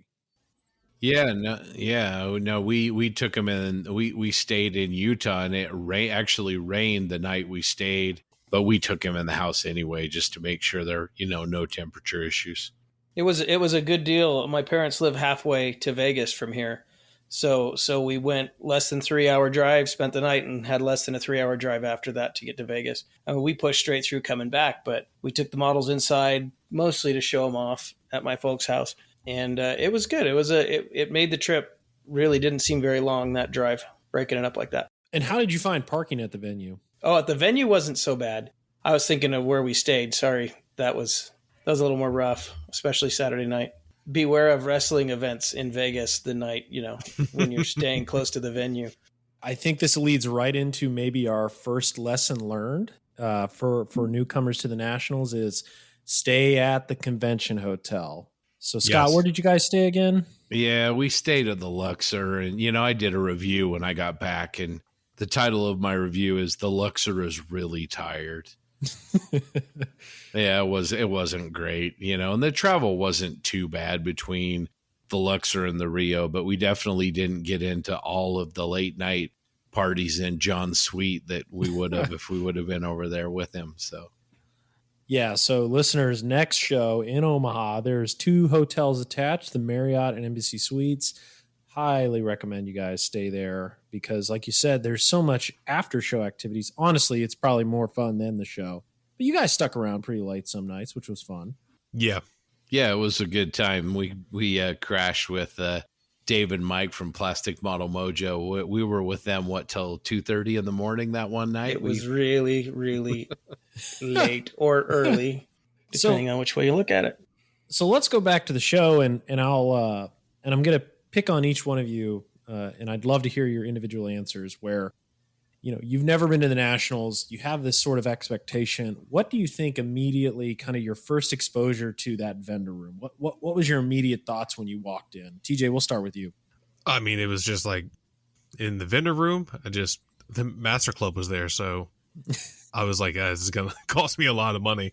I'm gonna have to take out another mortgage on my house or something. But yeah, it was a really big vendor room. Obviously, I mean, like I said, the only other real show I've been to is the Model Classic here in the Northern Virginia area, which is decently sized for what it is, but it's not that. It was impressive, but I was a little disappointed that like some of the international vendors weren't there, but that's understandable. So I'm not like angry about it. And there's plenty of stuff there to take my money. So I mean, I was like the living embodiment of that Fry gif with the meme, "Shut up and take my money," and just throwing money at people. I loved it. Tell you what, my pocketbook appreciated that some of those foreign vendors weren't there. Doug, what were your thoughts when you walked in? Well, I was kind of shocked at the size of the room, first of all. And when we walked in, we got there before all the vendors were set up. There were quite a few empty tables, which were not empty an hour and a half later. It was huge. There were almost anything you'd want was there. I mean, Scott scored something he's been looking for years. I found some stuff that I didn't know I needed until I met Vargas, the Vargas Models guy. Oh man, just some excellent stuff. It was a lot of fun. And what's really cool about it was when we were sitting at our little table there talking about the podcast, you'd have people walk by, and 45 minutes later they walked by again. People were like, they were circling that room. It wasn't like one walkthrough and you're done, because you knew you were going to miss something. Mm-hmm. And so they'd come back, and then they'd come back again, and we'd say hi or talk to them every time they came past. Yeah, Scott, what were your thoughts? Similar to what these guys are saying, I think the first thing I was struck by was I was a little bit afraid going into this year because of COVID and the Delta variant and the Clark County mask mandate that the show might be a little underattended. And of course, those fears were put to rest almost immediately. But I was really struck by the fruits of Joe Porche, especially his labor to take that vendor room and very, very quickly recover from, vendors that were going to be a sizable presence and recover and, give other vendors tables, bring other vendors in at the last minute. My hats are off to Joe and Bob and their team. Just what an incredible job they did. I mean, you walked in that vendor room, and if you didn't know that Tamiya and Zuki Mora and Edward were supposed to be there and that, just couldn't come, you wouldn't have known, because it was, without a doubt, it was the United States' biggest hobby store for 4 days. There's no doubt in my mind. How did you guys find the check-in process and, just getting acclimated and that introduction to the IPMS Nationals? What were your thoughts, Scott? So I actually volunteered on Wednesday and went out and helped Joe and Bob and the team and helped kind of try and guide people. And I think they did an amazing job. There was a hallway that was, huge, and there was a line of people. I don't know how many people, hundreds and hundreds of people.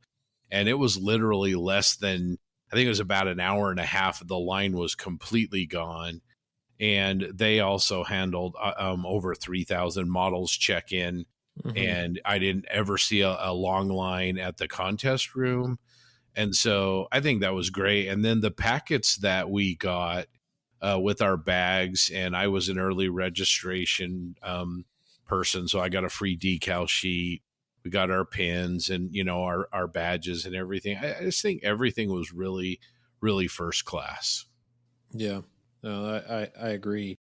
Maybe switching gears a little bit into the other big room, and I guess we can start with Doug on this one, is, walking into that model room with all of those entered models. What were your impressions with that? Like, what did you feel as soon as you walked in? You're like, whoa, same size room as the vendor room, just with built models everywhere. Well, I first of all questioned whether or not I was going to get to see everything. And to be honest, I can't say to this time that I saw all the models, because there were that many. You've never seen that many built models sitting on tables before.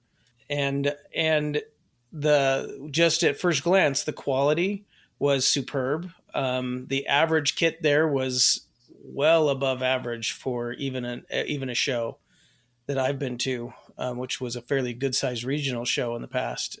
Just absolutely blown away by the talent and the quality that was there.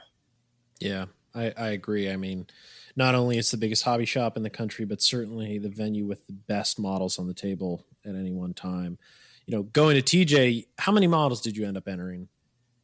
16, including our group entry. That's impressive.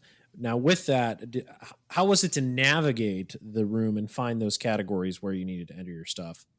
It was relatively easy. I mean, once you figured it out, they put up a map that kind of gave you a good layout where everything is. Plus, if you ever want to find science fiction, just go look in the corner, because that's where they always put it. So that was easy. I mean, actually, there was a lot of science fiction there. So I was just being facetious. I mean, that's just the way you got to put it somewhere. But it was pretty easy. My only, I guess, critique would be that the signs were a little small for the table to see like which one's which, and there's so many different like subcategories of armor and airplanes. It's like the sign was just a little bit bigger, a little easier to see, but I mean that's like minor stuff. That's just pay better attention and it's not a big deal. Yeah, so I'd like to stick to your 16 entries, and maybe this brings up a point. I think we briefly discussed it after the show.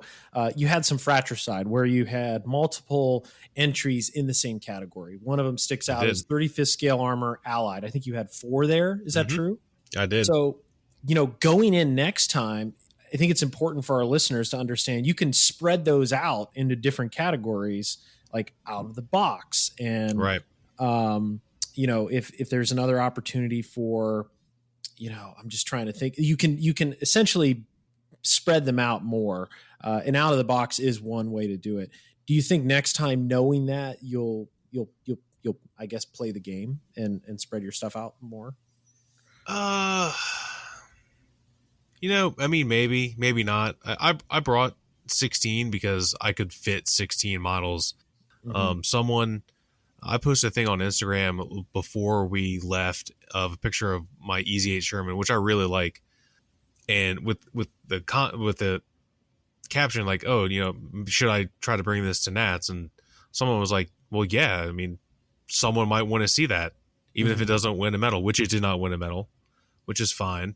But maybe someone saw it and was like, "Wow, this is a really cool Sherman. I'm going to go home and build an Easy 8 Sherman." And maybe they took a picture of it and they used mine as inspiration. That's worth more than a medal, in my opinion. So whether that actually happened, I mean, who knows?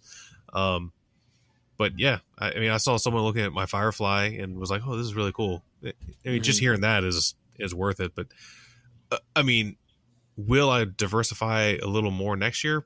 Probably, but I also kind of tend to build a lot of the similar stuff. It actually worked out because they split Allied armor between U.S. built and everything else. So I only had, I think, 2 in the U.S. built and then 2 in everything else. So I was really only, at the end of the day, working against myself on the 2. And most other things were pretty spread out.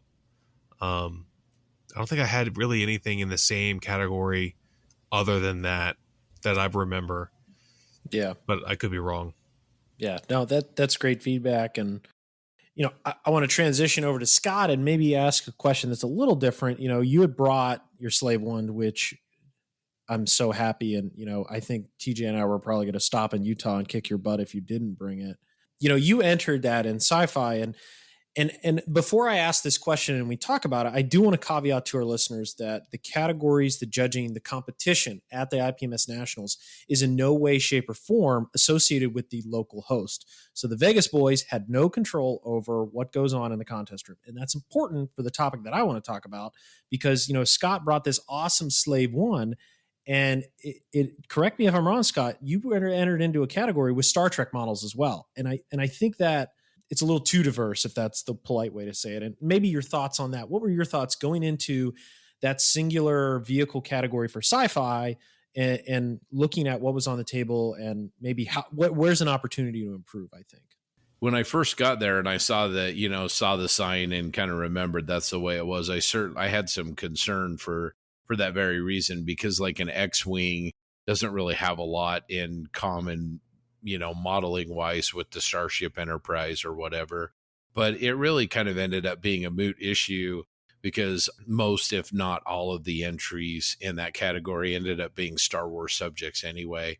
And so I think from that standpoint, it was really good. I was pleased with the sci-fi category with one exception. And I really wish we could have done better as an organization, speaking of IPMS, to get more Gundam modelers out. There just weren't a lot of Gundams. There was maybe 15 or 20 total, on the table. And, knowing the demographics of how many Gunpla kits are being put together and how many people are building them, I would love to have seen, 50 or 60 of them, on the table. Other than that, it was great. I thought it was a well-attended category, like TJ said. Our listeners have seen online, the Hammerhead Corvette. There was a great, big, huge studio scale X-Wing. There was one of those 2001 EVA pods that was really big. And, all the Star Wars stuff was really pretty well done. So, yeah, it was great. Good category. Yeah, no, for sure. I have a point of contention with the space and science fiction categories. John, you probably saw, I think there was a post about it on one of the Facebook groups. I don't know if it was the IPMS group or the one for the show. I think it's called controversial if you want. I think they need to split real space and science fiction out from anything. Real space has more to do with aircraft than it does with the USS Enterprise and the Death Star. They're in separate categories, but then they're in one main category. So that sweet Lim won best space science fiction, but it's also competing against the scratch built Hammerhead, right? Or the massive pod from 2001. That's you're comparing two separate things. And people brought up like, well, where do you stop the split? Well, you stop it right there. You take space and sci-fi away from each other and make a best science fiction and a best space. I don't see why that's that hard. I get that real space isn't as popular, but a lot of people doing real space work are super talented. Like those are like the hardcore dedicated modelers that like they latch on to that one thing, like building a gigantic lens. Scratch Like, built, right? You know what I mean? Like they are all about that. But this science fiction is kind of the same way too. I mean, like you got to be dedicated to build a scratch built 1/44 scale Hammerhead Corvette. Yep. That was in a movie for what, like 2 minutes. Yeah. You know what I mean? So I don't know. That's my only thing. It's probably not going to happen anytime soon, but that is one thing I would like. Yeah, no, certainly. I would agree. I think that's just one of many opportunities as we look at some of the categories that are a little lightly attended. One big step forward could help a lot there, and that step has to be taken by IPMS. So awesome so far. Let's continue in the contest room. As we walked around the room, it was so massive, so many entries. Doug, I'm going to point this question to you.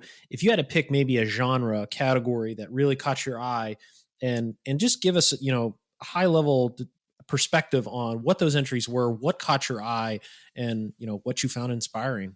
Well, I mentioned it in the roundtable, but the figures were amazing. Between the Medusa bust that didn't place, but was awesome to me because it spoke to me because it's reptiles, to the Red Bull figure. There was a beautifully done skeletal soldier, full garb. He's a skull. He's got, the skeletal hands, but he's standing in the snow. Beautifully done. A bunch of other stuff from all kinds of different genres. And that's another one that it's kind of hard to compare. Some of them are historical, some of them are fantasy, and they end up in the same categories. And that makes it kind of, I would have not wanted to judge that category for that reason. But there was some just beautiful figures in there. Yeah, I love the Popeye. Do you guys remember seeing that one? Mm-hmm. Yeah, that was really good. Beautiful piece. Drop dead gorgeous. It looked like Scott Posischnick's that he did for that magazine. Yeah, the transitions were gorgeous on it. And I love the Medusa figure too. I mean, it was big, it was cool. And certainly evoked a lot of attention. I always saw a bunch of people walking by it, and I think those categories do that where you're not stuck in the engineering mindset of an aircraft or a piece of armor. You're much more in the, expressive side of the hobby, the artistic side. And we certainly saw it on the table there. And like in the entries that you called out there, some of them were just outstanding. And shifting gears, Scott, I'm going to kick this one over to you. Maybe talk what the future of the hobby looks like based on the work there. And specifically, I'm talking about the juniors. Yeah, I was really stunned by the work in the juniors category. I felt like a lot of the pieces would have been at home on the regular tables in the regular category. I mean, the best juniors aircraft was a 72nd scale Wildcat. It had separate control surfaces. It had the wing folds done. It had paint chipping and distressing. It was weathered. It was really, really a good piece. And as I walked around, I was just really struck by, I think people during the pandemic, I'm going to assume, have been really getting some great guidance from other modelers, and the future looked really bright from that standpoint. Yeah. No, I think, and Doug, this is one that you noted in the roundtable, that Opel truck. I thought that was simply stunning. And I'm sure it was in consideration for Best Auto because it was so damn good. Well, there were hundreds of individually painted pieces in that kit, and it blew my mind. Just blew my mind. It was beautiful. Yeah, every hydraulic fitting, every line, every fastener in that thing was a miniature model. It kind of reminded me about looking like at one of Adam Wilder's armor builds, where when you're staring at this tank, he has like every single bolt and rivet and weld seam tells a story. Mm-hmm. That Opel drag truck thing was like that. I mean, every single piece of that model told you a story about the piece. It was really tremendous. So let's stick in the contest room and talk about one of the last events in the contest room, and that was judging. I know all of us judged, but I'll start with TJ here. This was your first Nats judging experience. what are your thoughts? Did you enjoy it? What did you learn? And maybe how do you think it benefits how you build a model now? I enjoyed it. I can honestly say that. I was tired, but I judged with you, so we were efficient, professional, and we had a good time. I like to think. Oh yeah, it was great. I did learn a lot. I mean, I have judged one other time, also with you, but that was an online contest. So I more or less knew what we were looking for. I mean, how it affects me, it's not really. I mean, like, I'm still gonna make mistakes. In models that didn't place, I know probably I made mistakes. I know I picked apart my Crusader, which I still think is the best thing I've done, but it has mistakes, and I don't care. I didn't care when I was building it. I don't care now. It's not really going to change the way I do anything. I think in the long run, I mean, I've known that I should take better care looking at mistakes, but I think, as we all know, I build a lot and I build really pretty fast. So I just want to get it done and get on with the next one. So, but I did overall enjoy it. I thought it was fun. It can be grueling, and time started to take its toll on me towards the end. I was getting pretty tired. Yeah, I was getting hangry. Yeah, we didn't have dinner, which was rough. So Scott and Doug, you guys judged too, but TJ and I were over in Armor. Where were you guys hanging out? Well, I did some of the they call them the triathlons, where you enter 3 different kits of different genres in one entry. We did those. We did dioramas as well. Some really, really good work. But like TJ said, it did go long. My group was one of the last to finish. Let's see, we had the meeting at 6 p.m., right? Yeah. To the judges meeting, and we started about 7, and I ended at 1:45 to midnight. And they did give me a break to use the restroom, and I got a little snack pack of Nutter Butters. So I was good. I was good to go. No, my feet hurt so bad that night.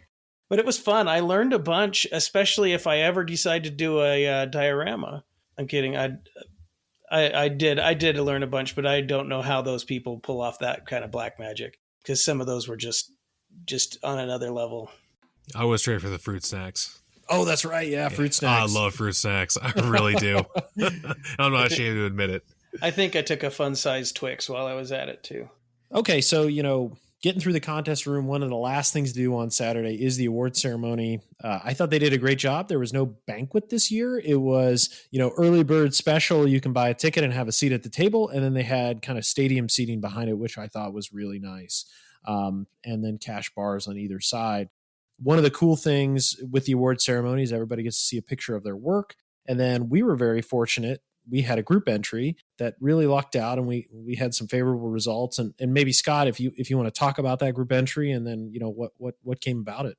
Yeah, it was really great. We have, as our listeners know, our first group build as a podcast was the Ryfield Models T3485, and it's been very popular. We've got almost 450 people. It's still going strong to this day.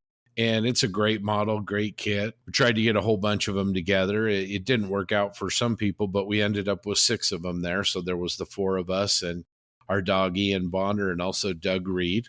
And we were able to take second place as a group, which is just, I can't speak for you guys, but for me, that was a lot bigger highlight than maybe our individual accolades to go in there as a group. And we got to go up on stage and, have some fun. And then to double down on that, Ryfield and their distributors had purchased a trophy for the best Ryfield subject, and they awarded that to our group entry as well. And so it was a lot of fun to come back and pop on the Facebook group and let the guys know that, we had represented. And, as much fun as it was, TJ's talked a little bit about the group build for next year, and we'll move over to him and hear more about that. But if next year is even half as fun as we had with it this year, it's going to be an absolute blast.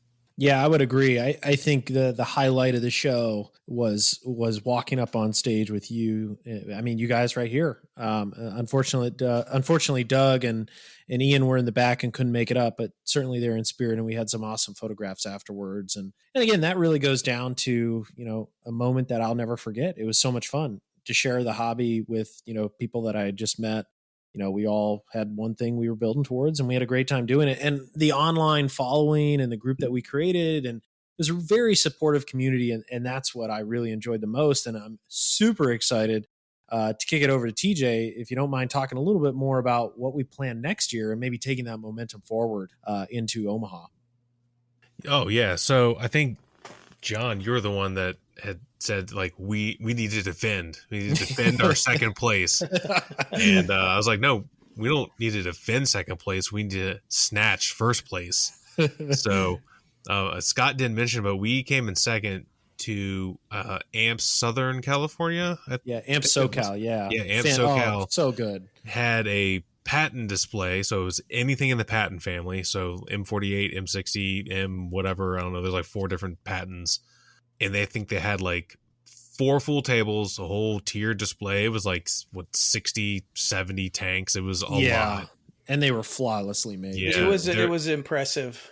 Hats off. It really was, guys. They had a little like custom placard. sign. Yeah, they had like AMP SoCal, and then like something about General Patton. Who doesn't love Patton?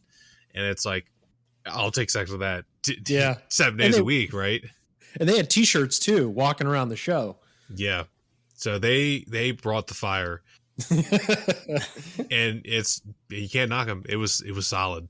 It really was. But John, you were like, yeah, we need to defend. So I was like, no, we need to win. That's what we need to do. Just for no other reason other than say that we did. So I think it was after the show, and I think it was I think when everyone got back home and we were kind of chit-chatting about what we should do. And I think you had the idea to, like, we need to organize a Nats group build for next year, and kind of what should we do. And I don't remember who came up. It might have been me. I don't want to take credit if it wasn't me, but I was like, well, what about an M4 Sherman? Right? Mm-hmm. It's ubiquitous tank, tons of kits. Lots of people like Shermans.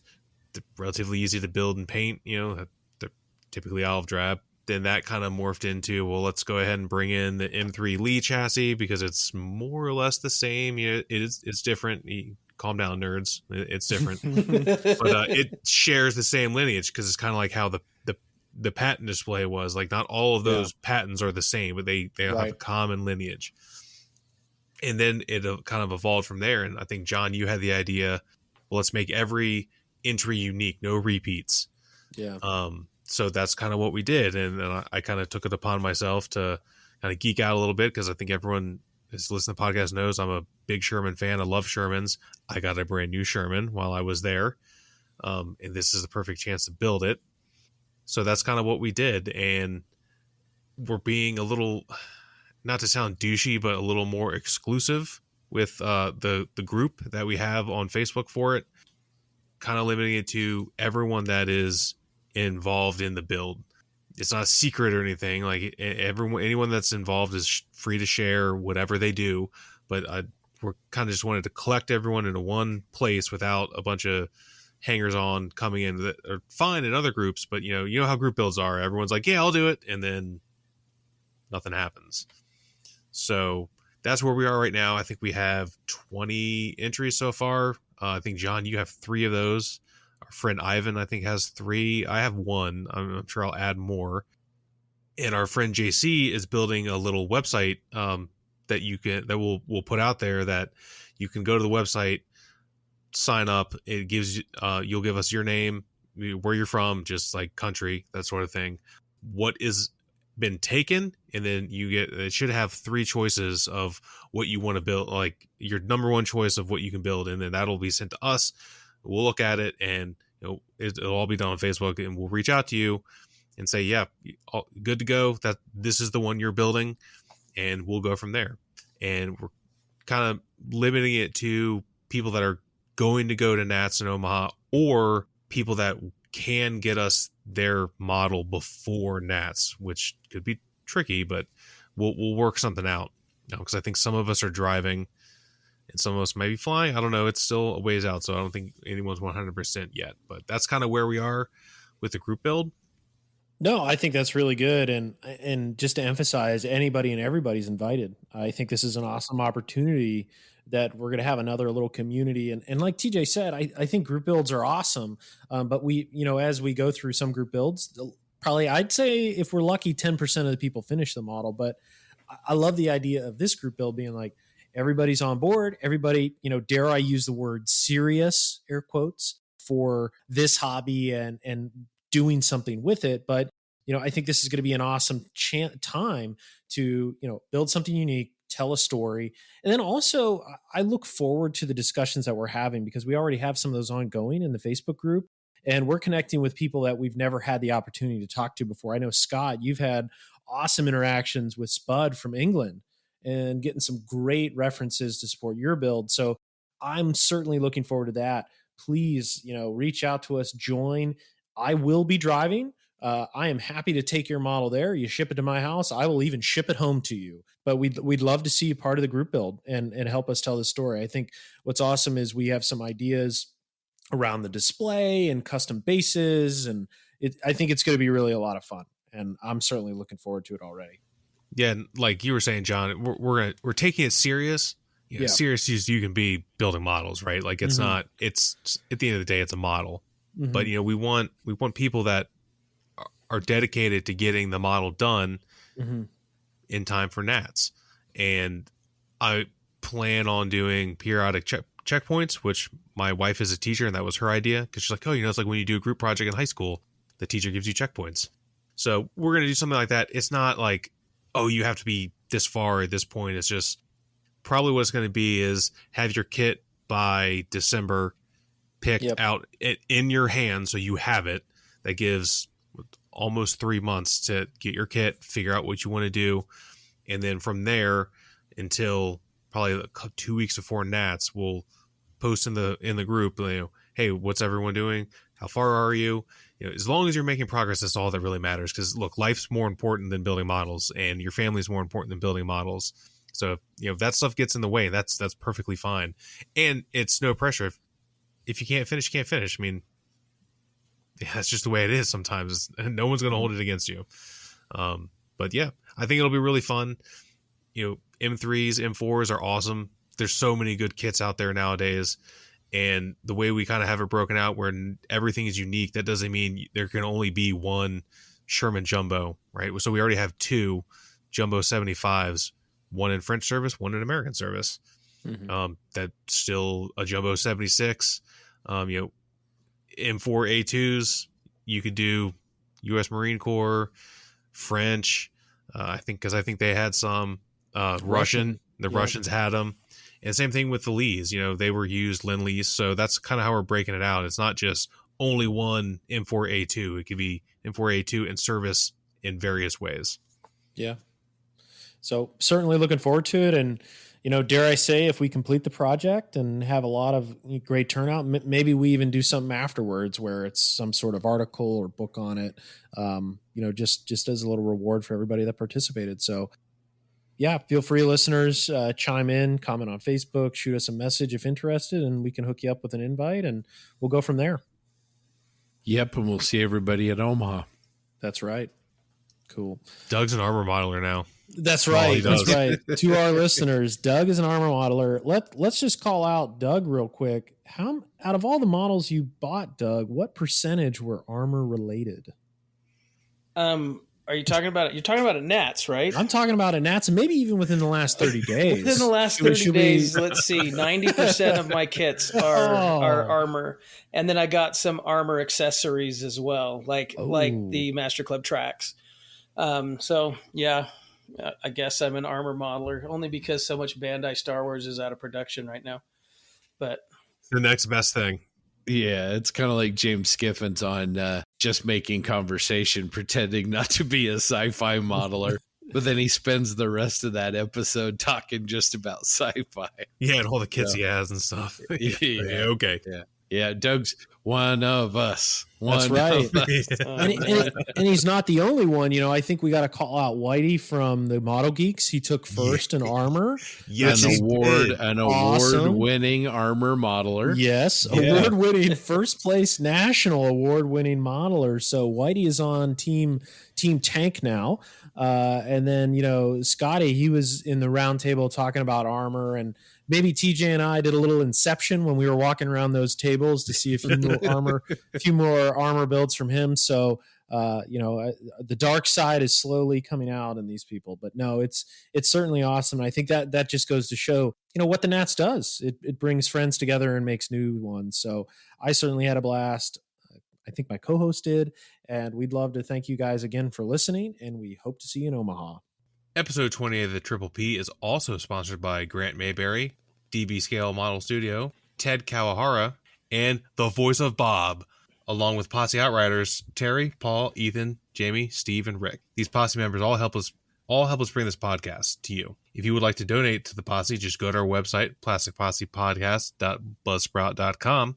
In the upper right-hand corner, there's a heart icon. Just click this and donate any amount you would like. Just a reminder, the Posse is one of several scale modeling podcasts.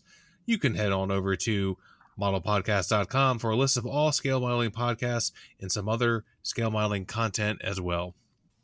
You can leave us feedback about this or any other episode over at our Plastic Posse Facebook page, or you can email us at plasticpossepodcast@gmail.com. We want to thank our Posse supporters once again and give a shout out to our two awesome sponsors, Tankraft and Sean's Custom Model Tools. Remember, there is no wrong way to enjoy this hobby. Thanks again for joining us for episode 28. We'll be back in 2 weeks with another exclusive interview with the man Steve Zaloga, as well as our regular segments and much more awesome content about scale modeling, the hobby that we all love so much. Until then, yeehaw! Oh boy, I need Doug to do that. No, that was good. Doug is the yeehaw man. He's That the yeehaw was man. fine. That was fine work. It is a talent. Yep, it just takes time.